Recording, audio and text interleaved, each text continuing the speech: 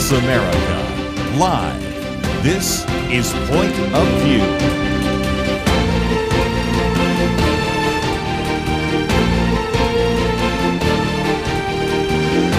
And now, Kerby Anderson.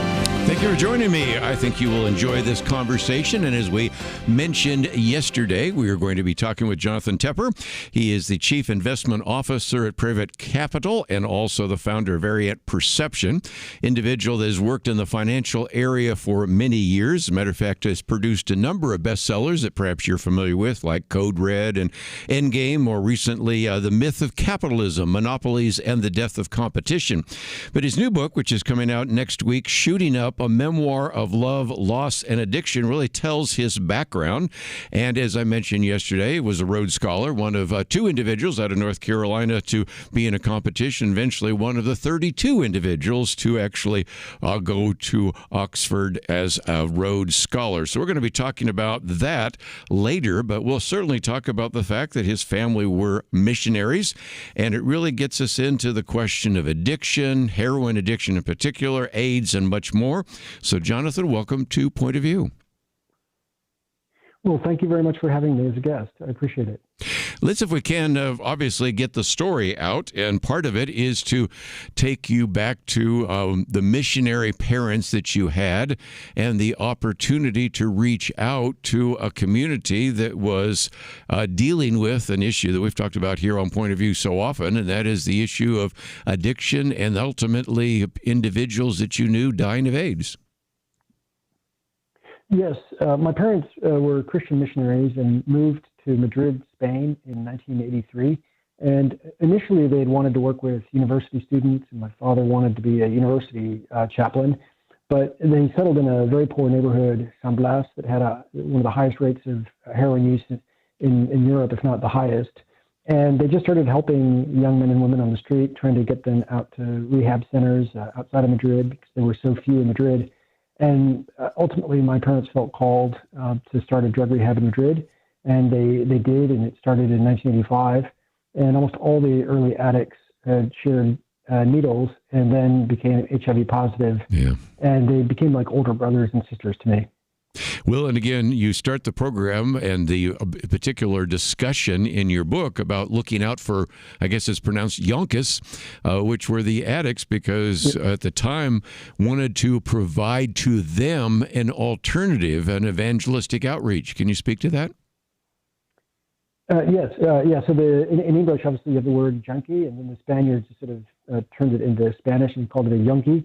And my brothers and I were sent out by my parents with little pamphlets and flyers that had our phone, home number, and our address. And my parents at first had just meetings in their house where the men and women would come. And so I was 7, 8, and 9 at the time before the drug center started. And my brothers and I would just go out and meet the addicts often as they were shooting up and talk to them, hand them the flyers. So we were really very much involved with what my parents were doing from a very young age. One of the things I was really impressed with your book is just the emphasis on education. I mean, sometimes you can be in a foreign country, like in this case, Spain. You can be surrounded by individuals that aren't necessarily interested in the life of the mind, and yet you had a bookcase next to your dinner table, a world encyclopedia. A lot of us remember that. Some of our younger people maybe don't. National Geographic. Your parents read to you from different classical books, whether it was Dante's Inferno or a variety of others, maybe even Don Quixote because you were in Spain. And it seems to me that is something that I think was maybe helpful. You even refer to, now that we're using Don Quixote, as your mother being kind of Sancho Panza to your dad's Quixote type of dream of missionary work. So could you speak to that maybe? Yes. The life that my brothers and I had was sort of slightly schizophrenic. We lived between two worlds, where we had our life on the streets, handing out flyers to addicts and working with them. But then our life at home was highly literate. My parents had very long devotionals for breakfast and dinner, which we hated at the time. But it wasn't just the Bible or theology, but they would read poetry, literature to us, all of the great works of literature, as you had mentioned, Don Quixote. And I think my father has, many elements in common, which is sort of slight craziness and idealism. And in a way, you sort of have to have a touch of that to do almost impossible things. And then my mother, much more like Sancho Panza, the sort of grounded, practical, keeping, my father may have been the circus ringleader, but my mother kept the shell on the road. And we really did live in a world of books in our apartment, which was totally separate in a way from the life on the streets around us. Well, since it's Olympic time right now, of course, those are Winter Olympics. One of the things you talk about early on is that some of the missionaries looked back at, for example, the Olympic gold medalist Eric Liddell. And, of course, if anybody that's ever seen the movie Chariots of Fire knows the story of an individual growing up as a missionary and as an individual that then, of course, runs in the Olympics. And that story is well told in the movie. And in some respects, I think that also had an influence in your life, didn't it? Very much. My father studied at Cambridge and then got his MBA at Harvard, but he looked back on his days at Cambridge with great fondness. And part of Chariots of Fire is set in Cambridge. You have Eric Liddell, who's the missionary, is from Scotland, but some of the runners are from Cambridge. And so some of my early memories as a child was going to the movies in 1981, seeing it with my father and my family, and going out and running with our heads held high. And then when we got out of the movies, my father told us the story that Eric Liddell was a missionary kid just like us, and he grew up in China. And then he died in a brain tumor in a Japanese concentration camp during World War II. But he was an extraordinary man and wrote some beautiful books, a very beautiful devotional book called The Disciplines of the Christian Faith. And so we grew up with Eric Liddell as our hero. Yeah, certainly. And you said, of course, he went to Harvard. If I remember right, I think he found Jesus after doing LSD. But nevertheless, went to Harvard, of course, went to Cambridge. This is going to be something we'll talk about after the break because I think he wanted you to go to Cambridge and you were on your own path. You ended up, of course, at Oxford. You also went to go to Harvard, but ended up at North Carolina. We'll talk more about that in just a minute. But I just think it's a fascinating story of your early life all the way up to then, of course, going to Oxford. There are pictures in the back, which I think people will appreciate. And if nothing else, a great missionary story. So let me just mention that we have information about Jonathan on our website in case you'd like to contact him. It's very simple, jonathantepper.com. You have to have a dash there, but you don't have to remember all that because we have that link there in case you'd maybe like to have him come and speak. I think that would be certainly an opportunity. The book coming out next week, and you will see the information there so that you can pre-order it if you'd like to do so. Going to spend some time just talking about some of the lessons, if you think about in terms of life and the whole issue of addiction and ministry. I think it's going to be a real encouragement to you and certainly get into some other aspects of that from an individual who probably for many of us is best known as a person writing about economics. But this is a personal story of his life, and when we come back, we'll continue our conversation with Jonathan Tepper right after this.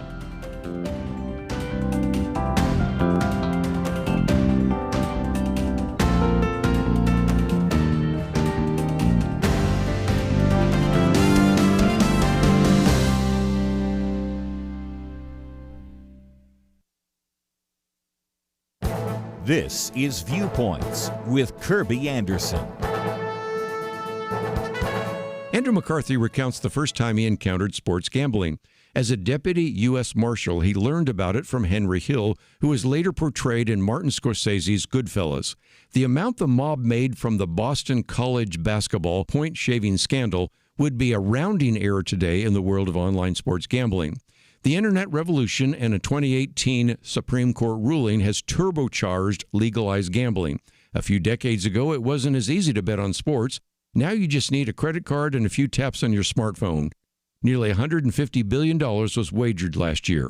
With all these opportunities to wager come the suspicion that some of the competition isn't real. Americans love athletic competition, but the latest sports scandals could wreck America's love of the game. Cal Thomas points to front-page stories that document one of the most sprawling gambling cases in the history of American sports, a national and international conspiracy to allegedly rig dozens of games. He runs through the long list of betting platforms that entice millions to bet on every aspect of a game. He concludes that game rigging used to be on the fringes of sports. It has now moved closer to center court. You know, these latest scandals are the reason I've written a booklet on a biblical view on gambling that focuses not only on sports gambling, but the entire gambling industry. Even though the Bible does not directly address gambling, there are several biblical principles that apply. And government leaders should not ignore the problem of compulsive gambling and gambling addiction that leave families and individuals devastated. If you'd like a booklet, contact Point of View so we can send you a copy. I'm Kerby Anderson, and that's my point of view. For a free booklet on a biblical view on chemical abortion, go to viewpoints.info/chemical abortion. Viewpoints.info/chemical abortion. You're listening to Point of View, your listener-supported source for truth. Continue our conversation today with Jonathan Tepper, who joins us by phone from England as we talk about his book, Shooting Up, a memoir of love, loss, and addiction. And in some respects, Jonathan, we've sort of given a little bit of an arc to your book, about 300 pages, and we'll get back to some of the other details. But I thought, since the title is about shooting up, maybe for just a minute you could share what it was like growing up in kind of a dangerous area, if we really want to be honest, growing up around all these heroin addicts.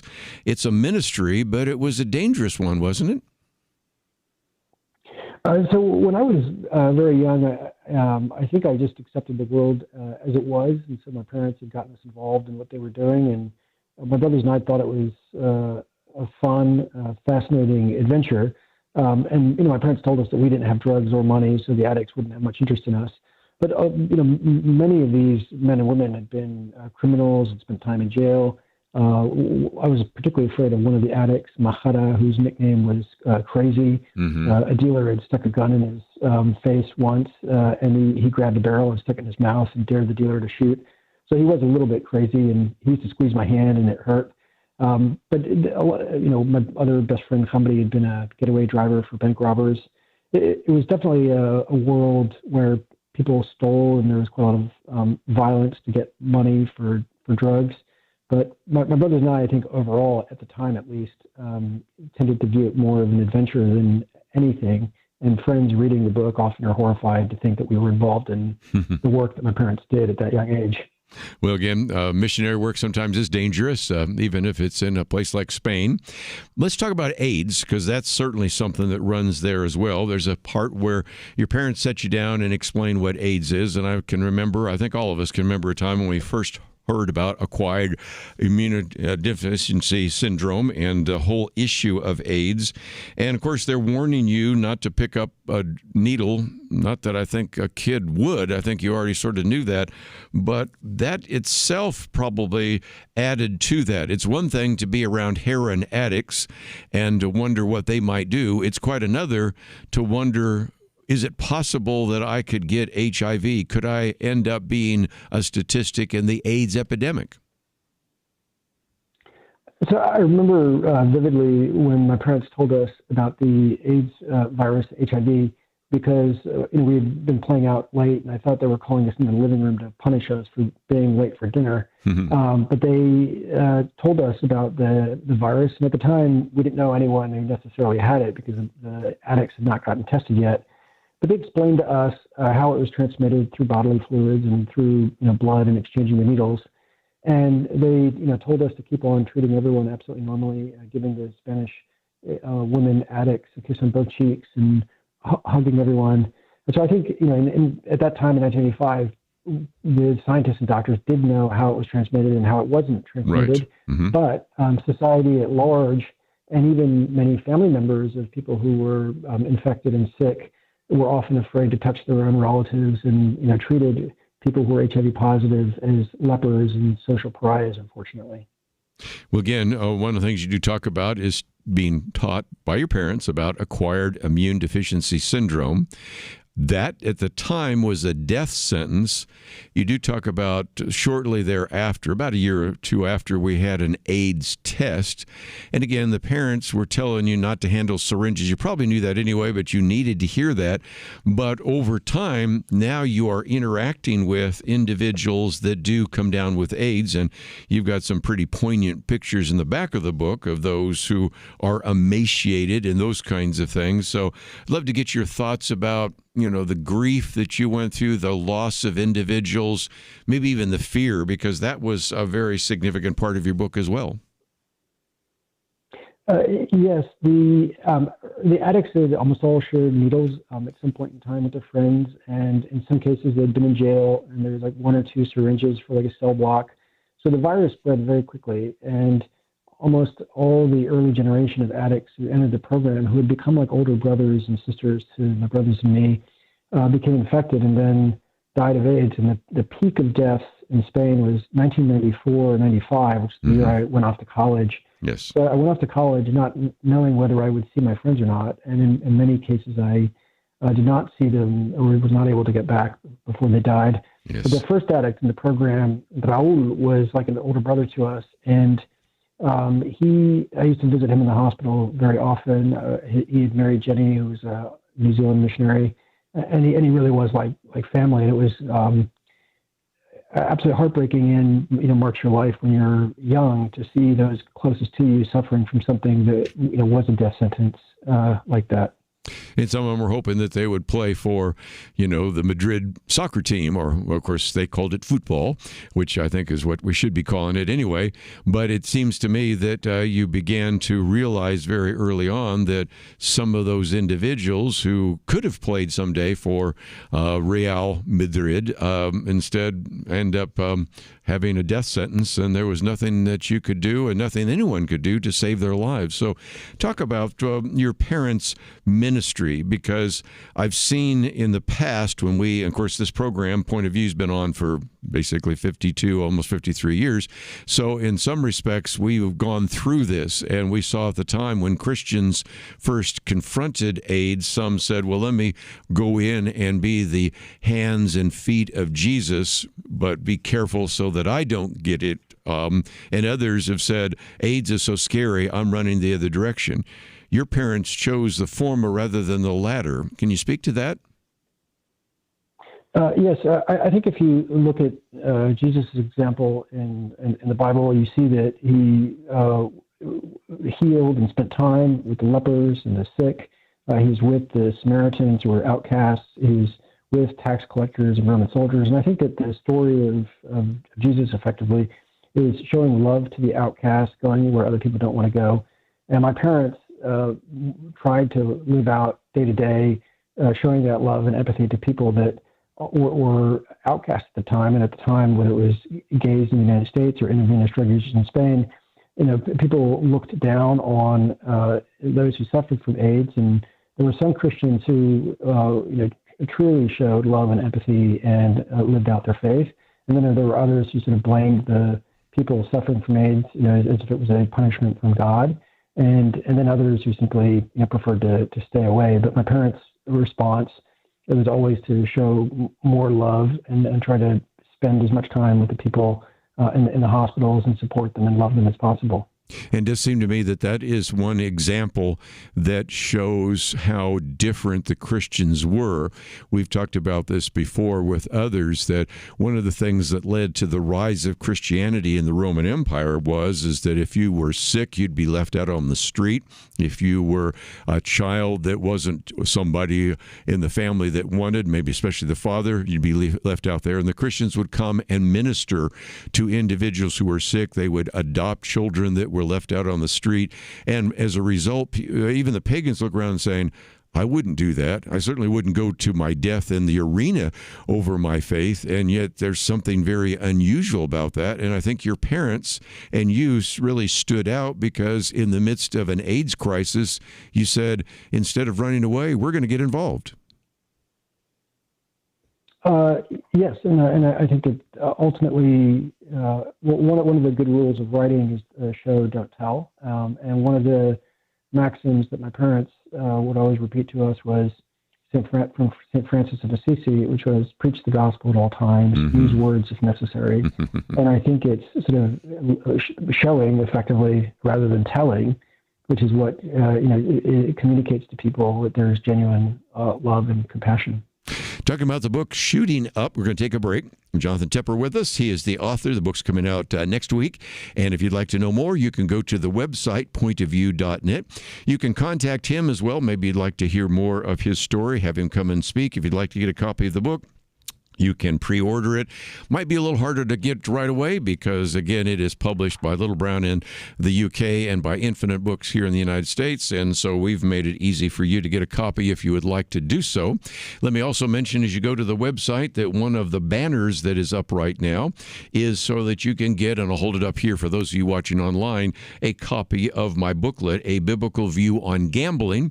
So happens also that we've been making that available, especially after Super Bowl, but also my commentary today is about sports gambling, which we'll talk about a little bit more in the second hour, in which I talk about a very good article by Andrew McCarthy, of all individuals, who has certainly written on a lot of very important issues, and including this one on the what he calls the corrupt culture of sports.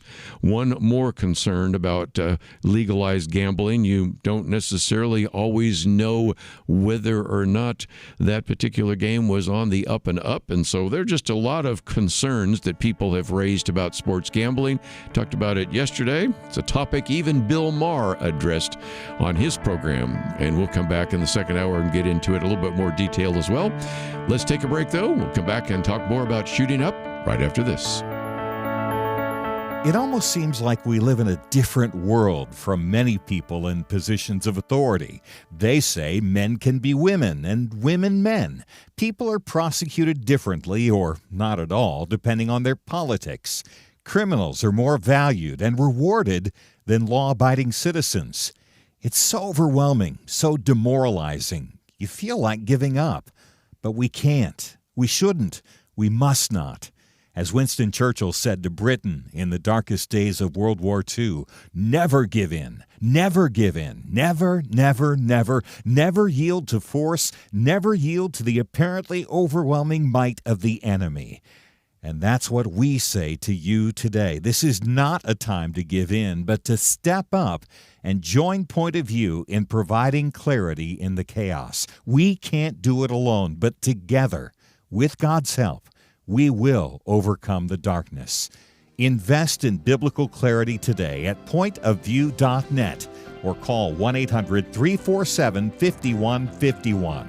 Pointofview.net and 800-347-5151. Point of View will continue after this.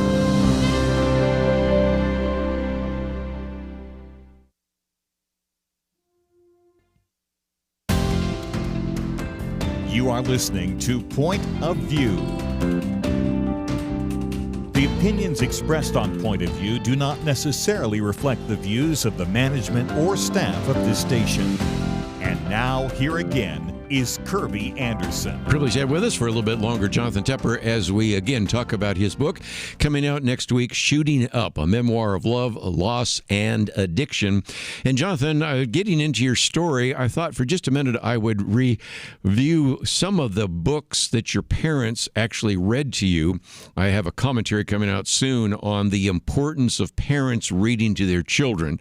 This is, I think, a lost art, especially now that we assume kids are going to be looking at their smartphones, their iPads, and things of that nature.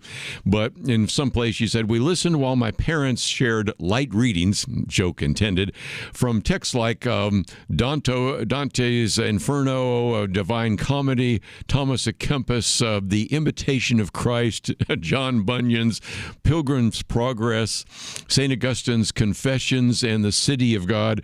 This, I think, is helpful later on because we do want to tell the story of how you ended up at University of North Carolina, Chapel Hill, and then eventually at the University of Oxford. You had very well-educated parents, but especially your father, but they could have just been so involved in the missionary work that they didn't fork on the life of the mind, and in some respects, their investment in you then paid dividends later on, didn't that? Yes, I and my brothers were enormously fortunate that my parents were great lovers of books. They were hyper literate, and they transmitted their love of reading and their love of culture to us. And most importantly, they instilled a sense of curiosity in us. And when I was very young, I hated the morning devotionals and dinner devotionals. I thought the reading went on too long. But clearly, it did rub off on us. And we ended up reading a lot of the books that we had sitting around the house. And when tragedy struck our family and friends were dying, I sought refuge and solace in books, and continued that when I went off to university. But one of the key things that marked my life was going to the hospital, Ramon y Cajal, to visit our friends. And the hospital was named after the first Spaniard to win a Nobel Prize in the sciences and medicine. And the quote at the entrance said, "Every man can become the sculptor of his own mind if he sets himself the task." And when I read that, I thought, I want to be the sculptor of my own mind and do the best I can with the talents I'm given. And I might just mention, too, of course, you also, of course, had them read The Lion, the Witch, and the Wardrobe. And, of course, you maybe were a little bit bored with some of the theological works, but you enjoyed reading Robinson Crusoe, Prince and the Pauper, the Odyssey, the Iliad, and others. And it's just an encouragement, if nothing else, to our listeners to read to your children. I have a commentary coming out on that, but it illustrates, again, how important that is. But just for a few more minutes while we still keep you in Spain, maybe you could speak to that issue, because you're seeing people dying. This is, in some cases, individuals like Raul and others that you've been with, and you lose some of those individuals. You could also, I think, maybe get a little better understanding of grace, of compassion, of maybe an understanding of dedication and commitment. And in some respects, those were lessons that were really coming off of the experience of your parents as missionaries there in Spain. Yes, my parents, they were struck by a personal tragedy, a loss in the family. They didn't leave or go home, and the addicts themselves, who found out that they were HIV positive and then suffering from it, they kept on working and helping others and encouraging others, and often working in the drug rehab center, up until their dying day or the day they had to go to the hospital for the last time.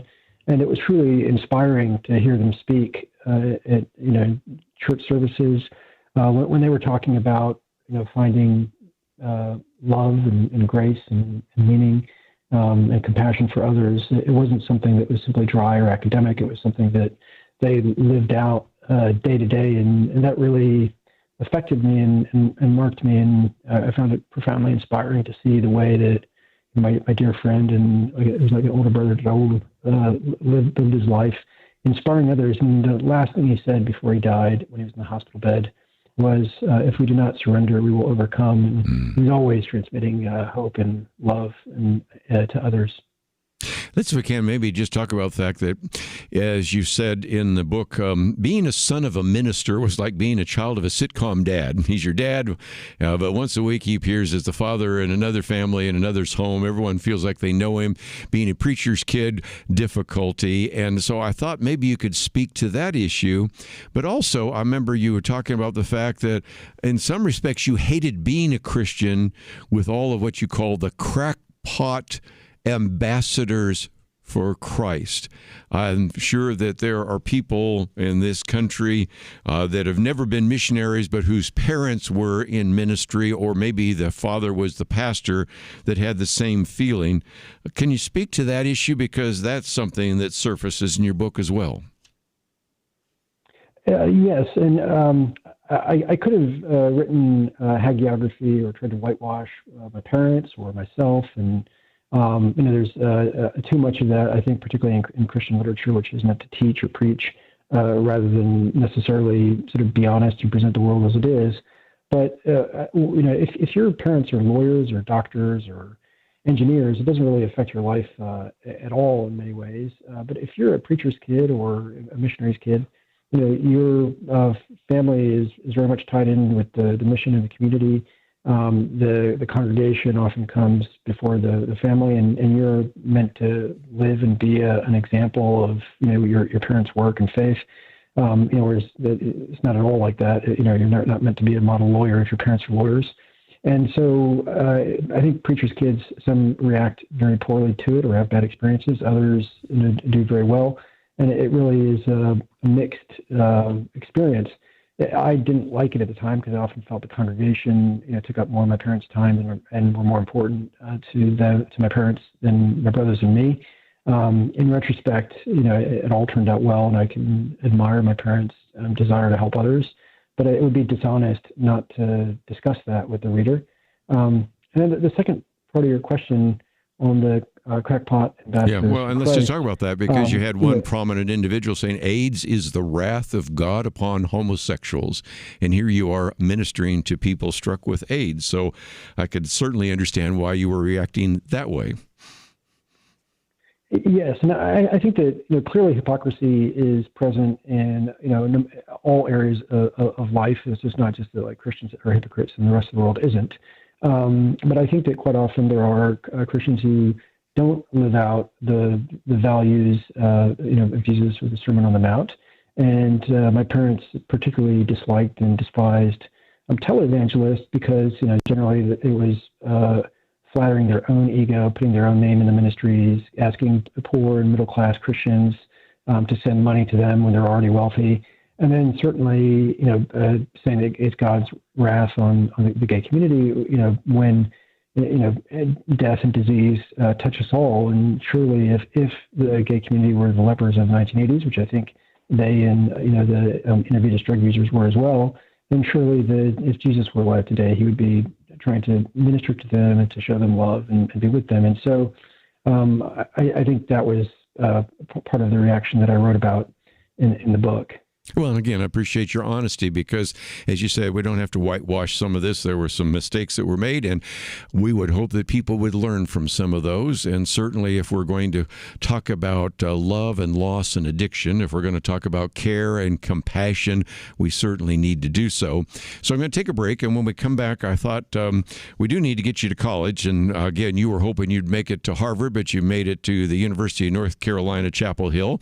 But then you went through an interview, and then another interview, and then you ended up at Oxford. And I think that is a story unto itself. A Rhodes Scholar, individual that, of course, had degrees in history and economics, but then went on to get a Master of Literature there as well. And so we're going to spend some time finishing the story of the very interesting arc, which is all part of this book called Shooting Up. Jonathan Tepper with us. And again, if you find yourself saying, well, I'd kind of like to contact him or maybe hear the whole story or have him share it sometime, we do have a link to his website, jonathantepper.com, where there's a dash between the two. And then, of course, we have a place where you, if you are interested, can get a copy of the book. It is not out yet, but it will be out next week. And you can pre-order it, get it in hardcover. You can get it in Kindle.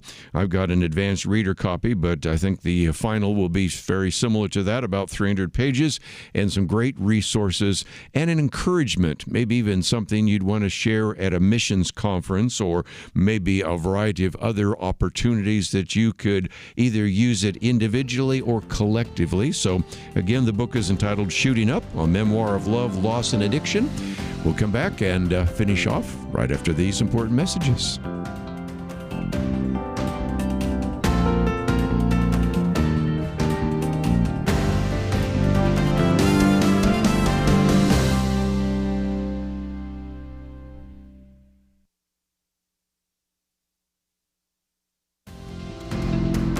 You're listening to Point of View, your listener-supported source for truth. Continue for a few more minutes with Jonathan Tepper as we talk about his book, Shooting Up.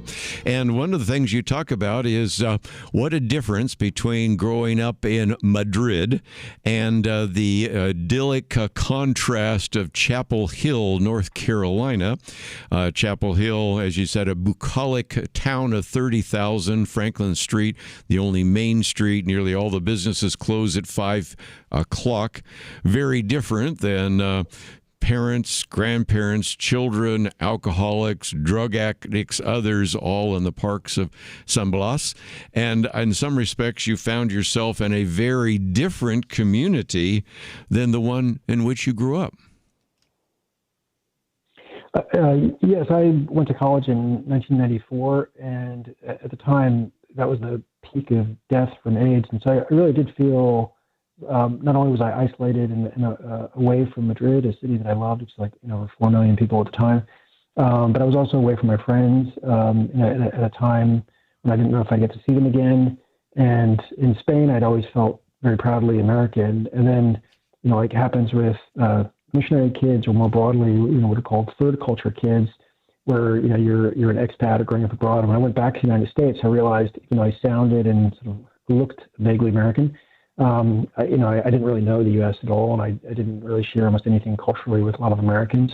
And so you find out that you're not really Spanish and not really American. And there was a bit of that, and I missed the work that my parents did. I ended up volunteering at the homeless shelters and translating Spanish for migrant workers at the community clinics, and that was sort of a world that I understood. Alcoholics and homeless, and whereas students my own age, I didn't really feel I had anything in common with, and it was probably a failing of my own, certainly, but that was at least how I felt at the time, and I tried to depict that honestly. And one of the things you had wanted to do is go to Harvard and had posters and other things. And when that did not work out, you tore those down. But then, even though your father went to Cambridge, you decided to maybe have a different path, and that is to go to Oxford. And then I don't think anybody has any idea of how difficult it is to be a Rhodes Scholar. I mean, you are one of 32 individuals, lots of times thousands of applications, and yet you went through the initial one in North Carolina, and you began to be one of the two. But even as you gave the answer, maybe you could share that, because they were wanting to know, well, are you ready to be a Secretary of State, or would you like to go back and minister to the drug addicts? And you gave an answer that you were convinced would cause you to lose. And yet when you stood up and testified for your Christian convictions, actually you went on to the next step. Can you share that? Sure. Well, when I was at the Rhodes process itself is very, very difficult statistically to get a scholarship, and there's a couple thousand students who ask their universities to nominate them, and then of those, my year, there were 990 nominations, and then each state, so 50 states, gets 2 that they could send on to the final. Mm-hmm. But it's been since the process has changed, but that's what it was. So I was in North Carolina, and they had called me back. So they'd interviewed all the candidates. I think there were about 10 of them. And they called me back and asked me. They said, "Well, if you had to pick between being Secretary of State or working as your parents do, with heroin addicts, which one would you choose?" And I thought, and at the time I was very interested in foreign policy work and working for the State Department, and thought, I'd want to go on and try to be Secretary of State one day. And so I thought about it, and it really came to me in a flash, and I don't even know how or why, but it's strange the way the brain works. But I remembered Lord Castlereagh, who was the British foreign minister. Mm-hmm. He died in 1822, and he was probably the most successful, essentially, Secretary of State, or the equivalent in Britain in the 19th century. But he died paranoid and unhappy. And I thought, my parents had a plaque in the study that said, what does it profit a man if he gain the whole world and lose his soul? Yes. And I said I could, gain the whole world and be like Lord Castlereagh and still commit suicide and be unhappy. I said, or I could be like my parents, who are very happy and fulfilled. And I said that if I had to pick, I'd pick to be like my parents. But again, you also illustrated it could be both. And I think that's one of the things that I thought was very interesting. Of course, then you made your way to Oxford. And of course, we've got pictures of graduation and the rest. And out of that, I do believe that was just another opportunity for God to say, you've come from, in some respects, what people would say was a humble beginnings, although they did have just outstanding parents. But in this particular case, it set you on a career where you were involved in investment research and working with asset managers and all sorts of other things, and kind of the reason that you've written many of those other books I mentioned at the beginning. But as we close, talk about why you wrote this, because you say in some respects it's kind of like a love letter, and it tells a story that if people were to, Jonathan, just read your bio about getting your degrees in history and economics from North Carolina, getting a degree from Oxford in modern history, being an individual that is involved in assets and things of that nature, probably would never have understood that if it weren't for the fact that this story tells your beginning and in some respects has marked you through the rest of your life. Yes, it's interesting. I started writing this book about 20 years ago, and I was working at a hedge fund in New York at the time. And one weekend, I went to Barnes & Noble on the Upper West Side and saw this beautiful book called Flying Over 96th Street, Memoir of an East Harlem White Boy. And it was the story of a blonde-haired, blue-eyed kid whose parents moved him to East Harlem in the 1950s and worked with blacks and Puerto Ricans. And his book was beautiful. It evoked a time and place and all his friends. And I just thought, no one's really done this for my friends or my family. So some people write memoirs, for it to be cathartic or to, process their traumas, or they sometimes revel in their pain, and it's like a game to see which memoir can be more miserable. I genuinely wrote this book because I hope that the lives of my friends and their memory might be a blessing to other people, and that those who've grieved and are suffering might know that they're not alone. And that was the reason why I wrote the book. Well, again, I appreciate you writing. I appreciate you giving us an hour today. I know you're a very busy person in the business field, and so thank you for writing it. Thank you for joining us today here on Point of View. Well, thank you so much. It's an absolute pleasure. We're going to take a break, and when we come back, we're going to come back to a topic that we addressed a little bit yesterday. My first article is Situational Science and Trans Medicine, some of the things that are changing in the whole area of transgenderism.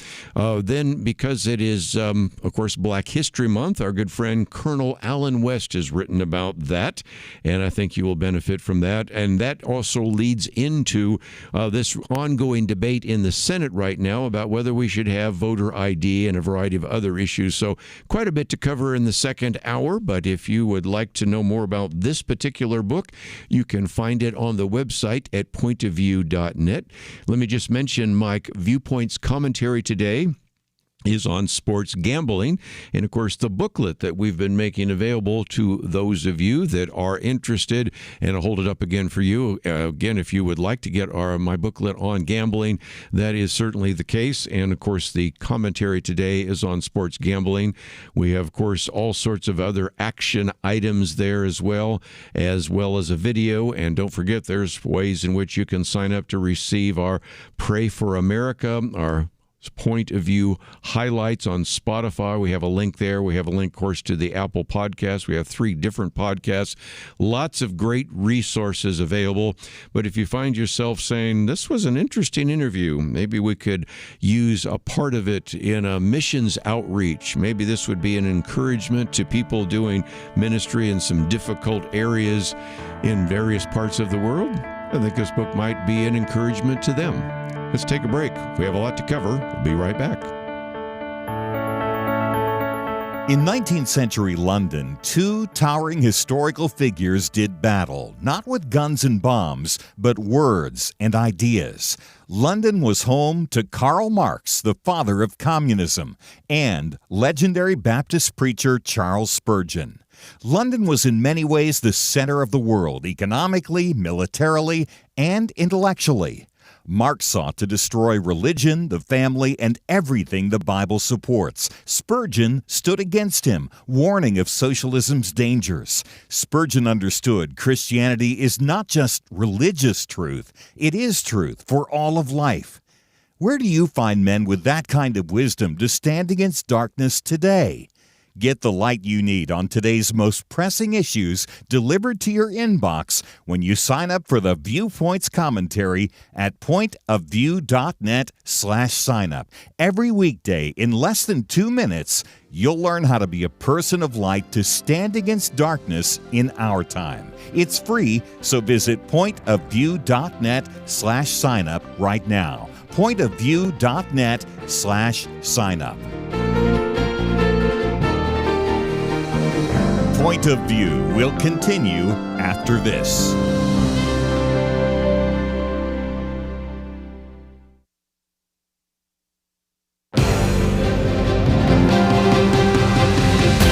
Across America, live, this is Point of View.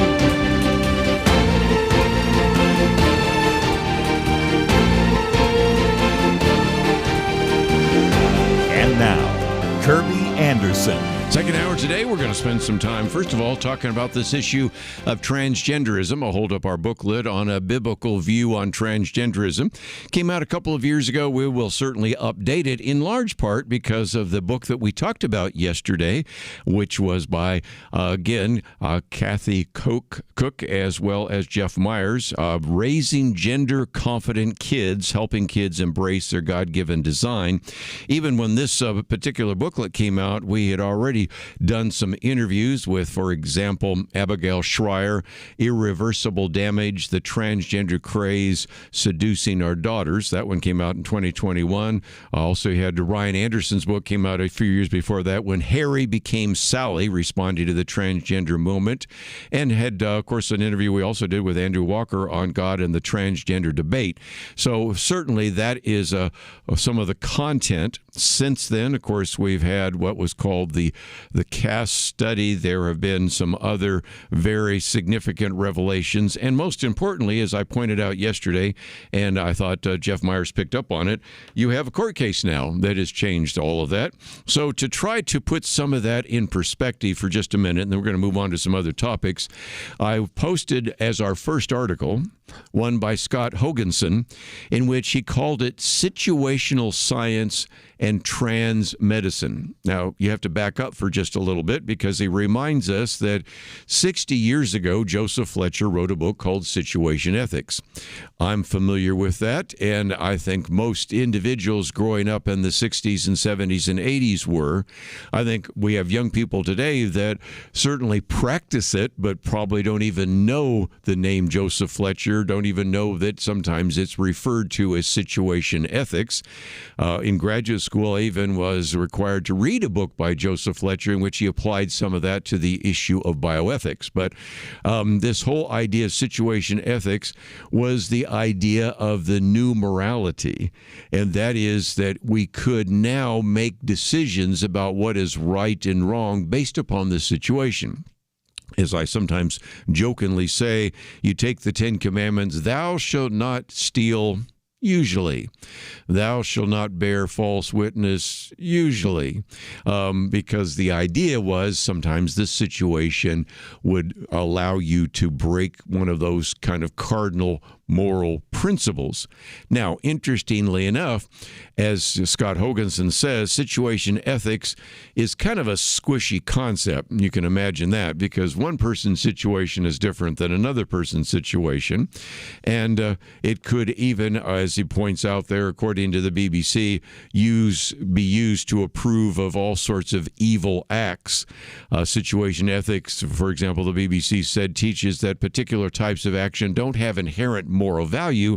Whether they are good or bad really depends on the eventual result. They are what we could use the word utilitarian. And I've written a book on ethics, and we've even used the utilitarian ideas in some of our other presentations. But I think the point that Scott Hoganson is pointing out is situation ethics has come into the area of transgender medicine, if you want to call it medicine. I put that in quotes because now you have all of a sudden a remarkable change on February 3rd, that was just a week ago, you have the American Society of Plastic Surgeons that have altered their guidance for gender surgery on minors, citing, quote, insufficient evidence of whether irreversible procedures on children are appropriate. Oh, the kind of conversation we've been having. This transgenderism booklet came out, 2 years ago, and we were having that conversation more than 4 years ago, for sure, about that. And so then you have some other organizations talking about the fact that they're maybe going to evaluate some and make some assessment of other particular steps that they might take. Well, okay, that was February 3rd, just a week ago. Then go one day later, February 4th, and now the American Medical Association followed suit. In the absence of clear evidence, the AMA agrees with the American Society of Plastic Surgeons that surgical interventions into minors should generally be deferred to adulthood. You think? We've been saying this for days and weeks and months and years, right? I mean, if you've been listening to Point of View, we've been saying this for some time. We were quoting very reputable authorities who, as soon as they would make a statement like that, would be completely attacked by the so-called trans community. And so anyway, Scott Hoganson says, within 24 hours, two of the nation's largest medical associations announced significant changes to their recommendations on transgender interventions for children who, along with their parents, believe chemicals or surgical mutilation's a good idea. Now, there might be a reason for that. You think? Marlon Maddox, host of Point of View, the original founder of Point of View, always used to say, follow the money. Here it is. You had on January 30th, not that long ago, a New York State jury award of $2 million. $2 million to Fox Varian. That is an individual who's a 22-year-old woman, sued her former psychologist and surgeon for malpractice after her healthy breasts were removed when she was 16 years of age. Well, we can kind of see where we're going on some of that. But back to this issue of situation ethics, because I love what he says. This week were one thing. A week ago, they were something different. What will it be next month? We don't know. Situation science may change the standards of medical care yet again. And he says, like transgender ideology itself, it appears treating it can be also fluid. The shifting standards of care leave doctors in the inevitable and unenviable position of navigating clear and changeable guidance. Perhaps more vexing, as argued in the Varian case, is the proper treatment isn't limited to children. How many adults were provided similarly inadequate counsel and treatment prior to irreversible medical intervention? And conventional wisdom, he says, suggests the floodgates are open for future lawsuits by families whose children were subjected to transgender treatments like those now being revised by the American Society of Plastic Surgeons and the American Medical Association. So as he said, situational science may just have provided another avenue for seeking damages against those who wrongly subjected adults to irreversible life-altering damage.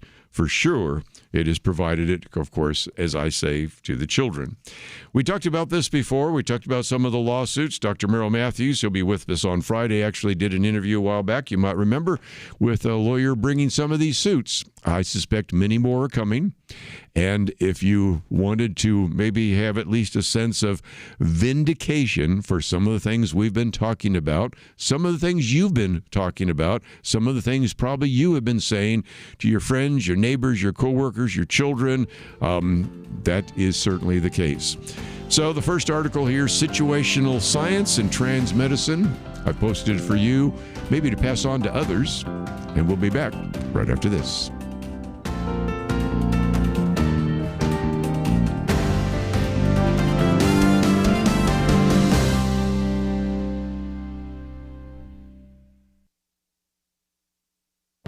This is Viewpoints with Kerby Anderson.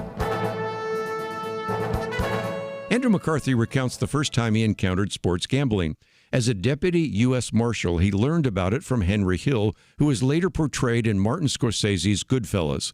The amount the mob made from the Boston College basketball point-shaving scandal would be a rounding error today in the world of online sports gambling. The internet revolution and a 2018 Supreme Court ruling has turbocharged legalized gambling. A few decades ago, it wasn't as easy to bet on sports. Now you just need a credit card and a few taps on your smartphone. Nearly $150 billion was wagered last year. With all these opportunities to wager come the suspicion that some of the competition isn't real. Americans love athletic competition, but the latest sports scandals could wreck America's love of the game. Cal Thomas points to front-page stories that document one of the most sprawling gambling cases in the history of American sports, a national and international conspiracy to allegedly rig dozens of games. He runs through the long list of betting platforms that entice millions to bet on every aspect of a game. He concludes that game rigging used to be on the fringes of sports. It has now moved closer to center court. You know, these latest scandals are the reason I've written a booklet on a biblical view on gambling that focuses not only on sports gambling, but the entire gambling industry. Even though the Bible does not directly address gambling, there are several biblical principles that apply. And government leaders should not ignore the problem of compulsive gambling and gambling addiction that leave families and individuals devastated. If you'd like a booklet, contact Point of View so we can send you a copy. I'm Kerby Anderson, and that's my point of view. For a free booklet on a biblical view on chemical abortion, go to viewpoints.info/chemical abortion. Viewpoints.info/chemical abortion. You're listening to Point of View, your listener-supported source for truth. Back once again, it is Black History Month, and if you've been listening to Point of View any length of time, you know that we do some things on Black History Month, but I thought we would start off this time by just posting this very good piece by Alan West, and the reason he posts it is because you have, in some respects, a very biased and inadequate presentation of Black History Month oftentimes, and it's illustrated by the fact that one of the things we're going to talk about after this segment, in the next segment, is that right now before Congress, actually before the United States Senate, it's already passed the House, is what is called the SAVE Act, Safeguard American Voter Eligibility. And I will get into the SAVE Act in the next segment, and we will probably have an action item on that. And it all has to do with voter ID. I don't need to probably remind some of our listeners, especially in the state of Georgia, that once we passed what I thought was a very good common sense law for requiring voter ID, the overreaction from not everybody, but enough people in the state of Georgia, especially in leadership, and especially the overreaction from the Major League Baseball was to pull the All-Star game out of Atlanta and send it to Denver. Because, after all, it would just be horrific if we were to require individuals to show their ID. One of the people, and again, I can hold up our booklet on voter fraud because I pointed out at the time that one of the people criticizing it was the president of Delta Airlines, located, of course, in Atlanta, who requires people to show their ID before they get on an airplane. We had other people complain, and yet they would not be able to enter into a government building without an ID. You cannot, in many cases, purchase anything from alcohol to what? Even sometimes prescription medicine without an ID. But nevertheless, the reason I bring it up is because Alan West points out that while it is Black History Month, apparently a lot of people don't understand Black history because last week the Senate Minority Leader, Chuck Schumer, basically argued that voter ID is a return to Jim Crow. And you've heard other people say that. Certainly Joe Biden said that it was Jim Crow 2.1. And so I thought it would be appropriate, since Alan West goes on for 4 pages, to remind us of some of the real history that sometimes doesn't get covered during Black History Month. Let's, if we can, maybe think about, okay, what was Jim Crow 1.0, and which political party brought us Jim Crow 1.0? And he begins by saying, he just celebrated, that is, Alan West, his 65th birthday. And so he said, I was born 65 years ago, February 7th, 1961, in what? A blacks-only hospital in Atlanta, Georgia. And he grew up in the 4th Ward neighborhood, same community that produced Martin Luther King Jr. In some respects, many people call it the cradle of the American civil rights movement. Okay, so he's the first to admit, when I was born in a blacks-only hospital. But he says, before we get to what happened when he was born 65 years ago, let's talk about how we got there. And, of course, you have, slavery, which is legal. And then after, of course, slavery no longer legal, you have the 13th Amendment, which abolished slavery. You have the 14th Amendment, which gave citizenship to former slaves and others. And then you had the 15th Amendment, gave voting rights to former slaves. And he also reminds us that the individuals pushed those through were, wait for it, Republicans, of course. And he says the other fellas were busy creating, and then he goes into some of the history. You can read it, but I'll give you the, if you will, Cliff Notes version. First of all, he talks about the Ku Klux Klan, which he says really was the first domestic terrorist group. You can agree with him or disagree with him on that caricature, but he certainly, I think, is accurate in saying the purpose of the Ku Klux Klan was what? Number one, to intimidate blacks.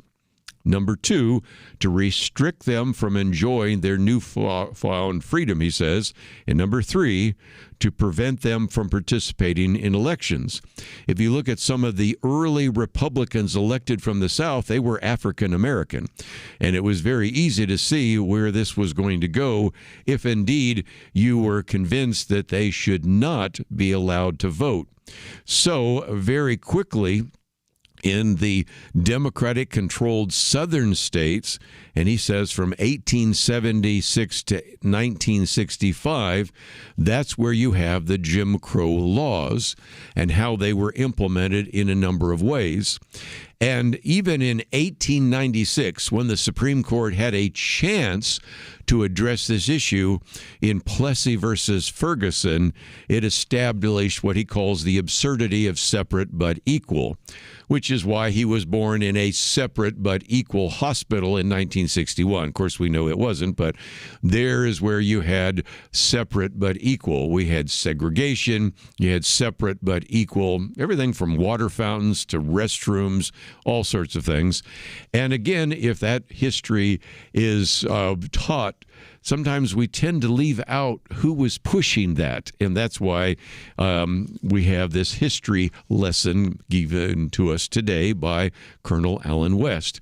He says this whole belief of separate but equal ushered in an era of racial segregation.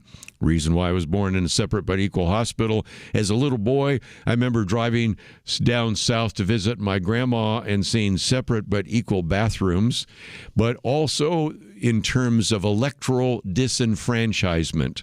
We had literacy tests, poll taxes, and so-called grandfather clauses. These were policies not of the Republican Party, as he points out. These were policies of the Democratic Party. And so today, to suggest that requiring somebody to show their ID to vote is not the same as biased literacy tests, poll taxes, and all the things which were trying to disenfranchise African Americans. He goes on to point out that it was a Democratic president, Woodrow Wilson, who hosted the epic film about the birth of the Ku Klux Klan, which is the birth of a nation. He hosted that in the White House. If you've ever seen some of the movies by Dinesh D'Souza, he goes into that. And he says, just so you know, Republican presidents, he said, visited Booker T. Washington's Tuskegee Institute of Normal and Industrial Education and hosted him for a meal in the White House. One of those, by the way, Teddy Roosevelt. I was just reading about that the other day. So he says then, after you maybe cover some of that, the first response is, well, what about the Civil Rights Act? And he says, okay, I love it. He says, when you mention this to leftists, they will always fall back to the 1964 Civil Rights Act. And that legislation was filibustered by Senate Democrats. That would be Al Gore Sr. That name sounds familiar? Yes, that's the father of Al Gore. Robert Byrd, who was there for many years and when eulogized by Joe Biden. And the 1964 Civil Rights Act was passed in large part because of a Republican by the name of Everett Dirksen. He then goes on to go into all the things that, for example, Lyndon Johnson did, because this happened when Lyndon Johnson was president. He has a whole paragraph here where it is a very long quote, or actually a couple of quotes by Lyndon Johnson, but I'm not going to read them on the air because it uses the N-word, and Lyndon Johnson freely uses that N-word as well. So if nothing else, when he comes to the very end, he says, isn't it interesting that Chuck Schumer is asserting now that if you wanted to vote for the SAVE Act, that this would be a return to Jim Crow, knowing full well that this was the policy of the Democratic Party, a policy that I was born in, but a life that I did not embrace. And so he ends with, of course, the famous quote from George Santayana, a political philosopher from Spain, interesting enough, as we were talking about Spain last hour, those who cannot remember the past are condemned to repeat it. And I think if we're going to be honest about Black History Month and see people quoting something like Jim Crow, we certainly should educate individuals about what Jim Crow was, who brought it about, and how asking a person to show their photo ID before they vote is not a very significant oppression of African Americans or Hispanic Americans or people of any kind of race, creed, or color. Nevertheless, that is a piece by Alan West, and if you learned something today about Jim Crow or Black history, it's our second article. I would encourage you to read it, pass it on to others, because you'll be surprised how much most Americans don't know about our history. We'll be right back. At Point of View, we believe there is power in prayer, and that is why we have relaunched our Pray for America campaign, a series of weekly emails to unite Americans in prayer for our nation. Imagine if hundreds of thousands of Americans started praying intentionally together on a weekly basis. You can help make that a reality by subscribing to our Pray for America emails. Just go to pointofview.net and click on the Pray for America banner that's right there on the homepage. Each week you'll receive a brief news update, a specific prayer guide, and a free resource to equip you in further action. We encourage you to not only pray with us each week, but to share these prayers and the resources with others in your life. Join the movement today. Visit pointofview.net and click on the banner Pray for America right there at the top. That's pointofview.net. Let's pray together for God to make a difference in our land.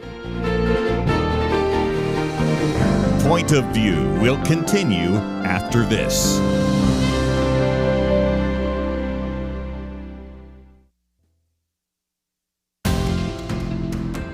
You are listening to Point of View. The opinions expressed on Point of View do not necessarily reflect the views of the management or staff of this station. And now, here again, is Kerby Anderson. I'd like to talk about fraud for a little while, and if you'd like to join the conversation, 1-800-351-1212, or sit back and take some notes, because we will come back to this issue of fraud on Friday. Going to have Dr. Merrill Matthews with us, and he's certainly written a book on that and has been an expert in this regard. I'm beginning to think maybe we should have a Friday fraud issue, because it's so much fraud that probably could cover it every day, but certainly we could cover at least once a week. Of course, we're going to have Kelly Shackelford, and he was one years ago, so maybe we could do a once a week update on religious liberty, and we could do one every day probably as well. But I think, if nothing else, I want to talk about voter fraud for a minute, and then Obamacare fraud. And both of those are certainly under the same auspices. We will be talking about that again on Friday. So consider this a opportunity to get thinking about it and then go into maybe a deeper dive. My third article is by Brian Longerin, called Elites versus Ordinary Americans on Voter ID. And again, we've done stuff on voter fraud in the past, but he says that one of the reactions right now to what's called the SAVE Act, SAVE stands for Safeguard American Voter Eligibility Act, which has already passed the House. The House of Representatives passed the SAVE Act, requiring for a voter ID and a number of other things back in April of 2025. It is now February 2026. It has been languishing there in the United States Senate. As you heard me say just a minute ago, Chuck Schumer referred to the idea of requiring a voter ID to be basically something that is a little bit like this whole idea of Jim Crow 2.0, which he didn't say that, but that's what certainly the previous president did. So again, Brian in his piece here reminds us that this is something that people have been criticizing, because in some respects Trump is trying to nationalize the voting. Well, no, it's just simply requiring that if you're going to vote, you certainly should be able to show an ID. And there's some other things in the act that somebody could agree or disagree with, but the real troubling issue is back to whether or not you should show an ID, which you have to show to get on an airplane, to buy alcohol, to get a driver's license, all sorts of things. I mean, just think about all the things you have to do. Okay. So anyway, he says, as the Safeguard America Voter Eligibility Act languages in Senate amid partisan gridlock, Democrats are united in their opposition to all efforts to bolster election integrity. This bill, which passed the House in April 2025, which I just mentioned, would mandate documentary proof of U.S. citizenship for federal voter registration and ensure only eligible Americans cast ballots. Is that controversial? Actually, no, it's not. I'll just get to it right now. The polls show that an overwhelming majority of Americans support this. 85%, according to a CNN poll, of white Americans agree with it. 82% of Latinos, 76% of black Americans all favor photo ID to vote. This is a clear majority among most. Matter of fact, I think the percentage of African Americans would be higher if they hadn't been hearing from people in their community that this is Jim Crow 2.0. And again, he goes through all the things that you have to show a photo ID for. I didn't even mention opening a bank account. And this is just being part of living in the real world. If you've ever seen some of the requirements, they say that if for some reason you don't have a photo ID, all sorts of other IDs can be used. And so it's not something that's too difficult. Yet the argument that we get is a deeply patronizing argument with a lot of kind of racist overtones, because he says it implies that people of color are somehow less capable of obtaining basic documents, which is, he says, is a textbook example of the soft bigotry of low expectations. Indeed, he says, states like Georgia, which implemented strict ID requirements, had record turnout among minority voters in recent elections, debunking the so-called suppression myth. So he goes on to say that some of the questions are why. And he gives you some ideas. He said one of the unstated reasons for Democratic opposition is that they benefit from chaotic, unaccountable elections that in many cases would allow illegal aliens to slip through the cracks and vote. You know that's the case. We've documented it before. I'll probably produce another booklet before the November elections to document it once again. Non-citizen voting dilutes the voices of lawful citizens and tilts the scales in favor of perpetual power for one party. And then, as an example, he says, let's go look at Washington, D.C., the Local Resident Voting Rights Amendment Act of 2025, which allows non-citizens, including illegal aliens, even foreign diplomats, to vote in local elections. He says this means that Russian or Chinese embassy staff, potentially acting as agents of adversarial governments, could influence who the people in the District of Columbia choose for their mayor, city council, even school board. And he points out that his particular organization, the Federation for American Immigration Reform, is actually sued to invalidate that law. And so the point he makes is simply this. It is, again, an issue of voter ID. It is only unpopular, he said, among political elites and far-left activists who stand to gain from weakened integrity. These groups typically are progressive think tanks, billionaire-funded NGOs who push narratives of suppression to justify lax systems that amplify their influence. So, again, this is an issue of voter ID to address the issue of voter fraud.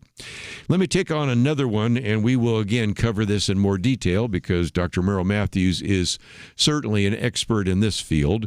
But just the other day, we had the Government Accountability Office that issued their findings. Now, these go back many years, which is kind of embarrassing, but okay, it is what it is, okay? And they found all sorts of evidence of fraud in Obamacare. I know you're shocked. But the level of fraud, pretty amazing. First of all, they found a lot of fictitious people who were submitted as names. 100% of them were approved. Not only were they approved, they were renewed year after year. And then there were a lot of dead people that were on those rolls that they dug through as well. These are people that didn't ever exist or didn't exist at the time in which they were receiving Obamacare benefits. They were looking at 66,000 Social Security numbers that didn't match real living people. You with me on that? 58% match Social Security death records. 6 million people who are not even in the categories they claim are there. That means they were getting tens of thousands of dollars, or somebody was getting tens of thousands of dollars from all of that. And 3 to 4 times as many people enrolled than actually would be justified in terms of where their poverty level, you have to be a certain level above the poverty level to qualify. And lest you think that that was a one-off, I thought it was very interesting because they were looking at this the other day on The Blaze, and they went back to 2015, and they found the same thing. And that is they found fictitious applications that were submitted. They found that all of those fictitious applications were approved for coverage and received, again, those enhanced subsidies. You know, the ones we closed the government down for in 2025? Yeah, those. And all of these were approved for coverage. There were no documents that were requested. And if there were any documents, they turned out to be fake documents. And so as a result, these people just keep receiving benefits. Kind of like you probably have noticed that sometimes you're still receiving subscriptions to magazines and you stopped them, but they still keep charging your credit card. Well, this is the same kind of thing. And I think it illustrates something we'll talk about more on Friday. The level of scandal, even in Obamacare, and of course we can also talk about welfare. There's a very good piece by John Stossel that just came out on that. Just illustrates again that, remember when Elon Musk DOJ began to dig into USAID and all the hue and cry that came out, because we then found out that that money was going to NGOs, non-governmental organizations, almost all of them progressive NGOs. And those NGOs were then buying massive subscriptions to the media. So the media was benefiting indirectly from all those subscriptions. And the level of corruption has got to end. And so we'll be talking about that in more detail on Friday. But whether you look at possible voter fraud or even Obamacare fraud and scandals, there's a lot out there. And if you want to find out more, you can find it on our webpage, pointofview.net, and we'll talk about it again on Friday. But let's take a break. We'll be back right after this.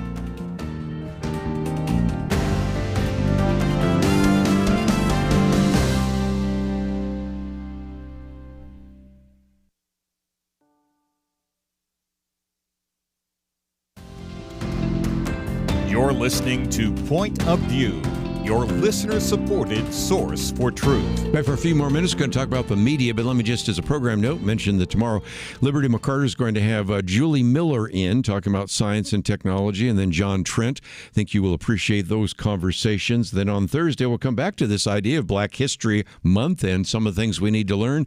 Donald Eason will be with us. He is the chairman of the Center for Urban Renewal and Education, so we'll get into that. Jeffrey Morrison will be with us as we talk about the very important Christian founding of this country, which is a topic we will come back to time and time again. And then, of course, on Friday, you've already heard me mention that we'll have Kelly Shackelford and Dr. Merrill Matthews. So that gives you a look at the week. But let's, if we can, real quickly mention this piece by Gerard Baker. The biggest threat to journalism, he says, are journalists. Now, what he's getting into is, if you haven't heard this, there has been a decision made by, of course, the people in charge at the Washington Post to actually lay off a number of individuals. And you would think that this would be the end of the republic as we know it. And the point he's making is oftentimes what happens is that when there is any kind of action taken against the press reacts perhaps more than anyone else.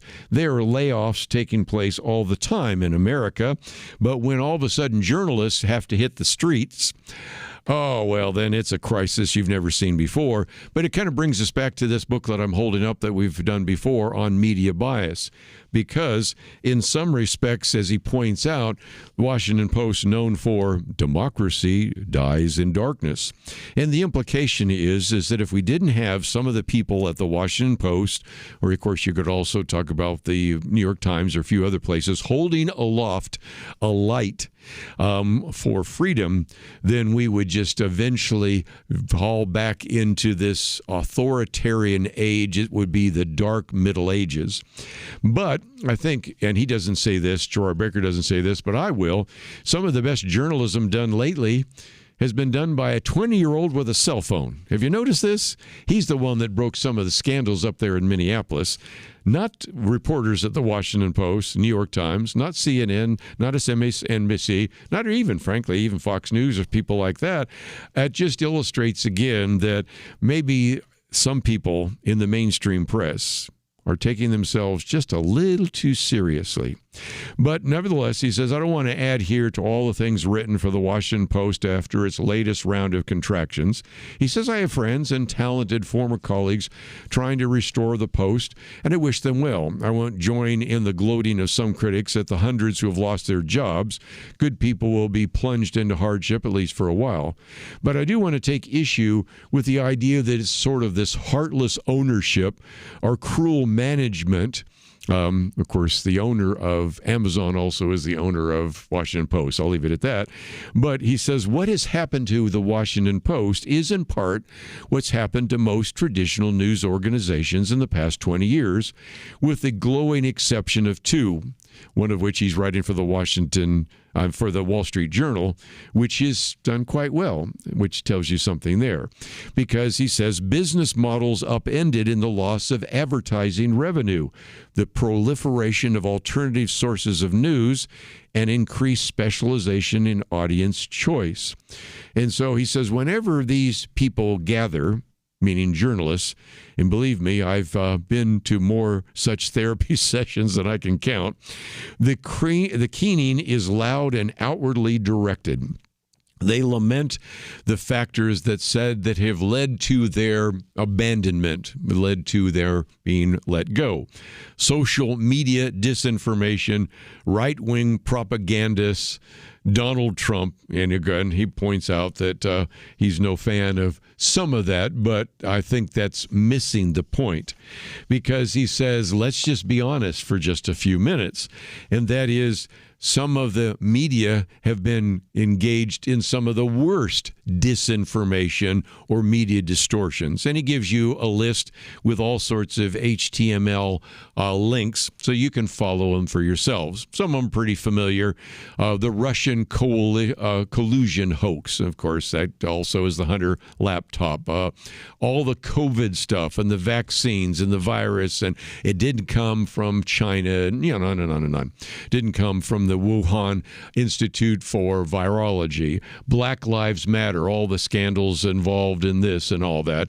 But he says, really, even though those are the ones easiest to point to, the most important bias, and this gets back to my booklet, which I mentioned before, there's bias of what you report, but some of the biggest bias is in what you don't report. And that's why he says it really gets down to what we choose not to report.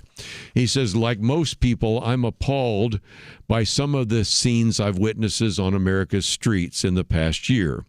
Some of the things happening with ICE, Immigration and Customs Enforcement, maybe disagreeing with some of the things Kristi Noem has done. Even one that we tried to talk about the other day with John Whitehead, the troubling trend of combat uniform creep. I'm showing that one there. When you dress up like your Army guys, you start acting like Army guys. When you dress up like you're part of a SWAT team, you start acting like maybe you're a SWAT team. So those are some things as well. But he says, how many news organizations, he said, over the past 10 years have reported on how mass immigration has affected, and I would put in the word adversely affected, America's communities? How many covered the pressure they were placing on schools and medical services? If you were with me yesterday, I gave you quotes from 6 prominent Democrats who were all at the time talking about the dangers of illegal immigration and the impact that it was having on our economy, until everybody sat down in the Democratic Party apparently and said, we need to stop talking about the dangers of illegal immigration, start saying the diversity is our strength, because these are our future voters.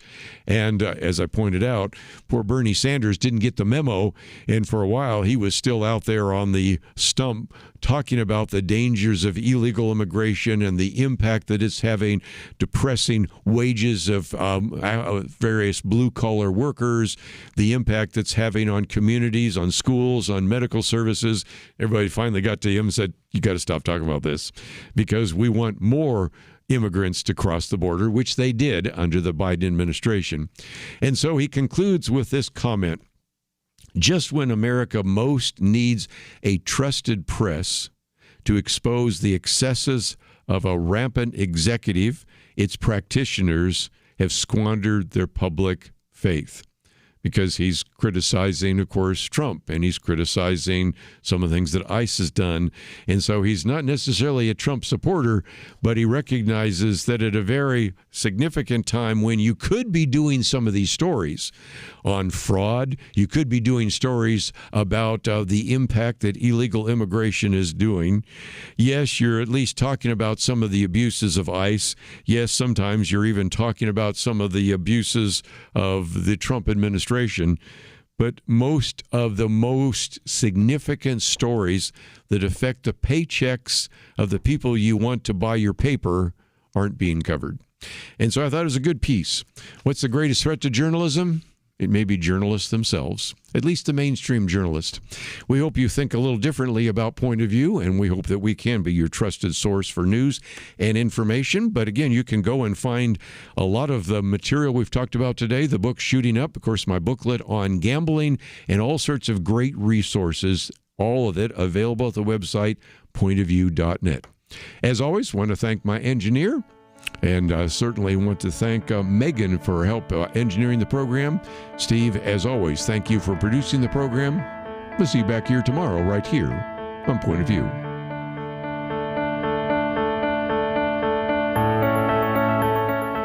Where does moral truth come from? According to 58% of Americans, individuals determine moral truth. A quarter of Generation Z says society determines moral truth, and morality can even change over time. Only 42% of Americans believe that truth comes from God. I don't know about you, but I find these numbers extremely troubling. It really is a crisis of truth, and that crisis has consequences. Look at society. Evil is called good, good called evil. People with biblical beliefs are called bigots, or worse, they're canceled. But there is hope. The Bible promises the truth will set us free, and that's why Point of View is relentless in our commitment to the ultimate source of moral truth, God's Word. At Point of View, we know that God's truth is eternal, and if we stand together, we can help more Americans apply His truth in their daily life. Help Americans find truth again by giving at pointofview.net or call 1-800-347-5151. That's pointofview.net and 800-347-5151. Point of View is produced by Point of View Ministries.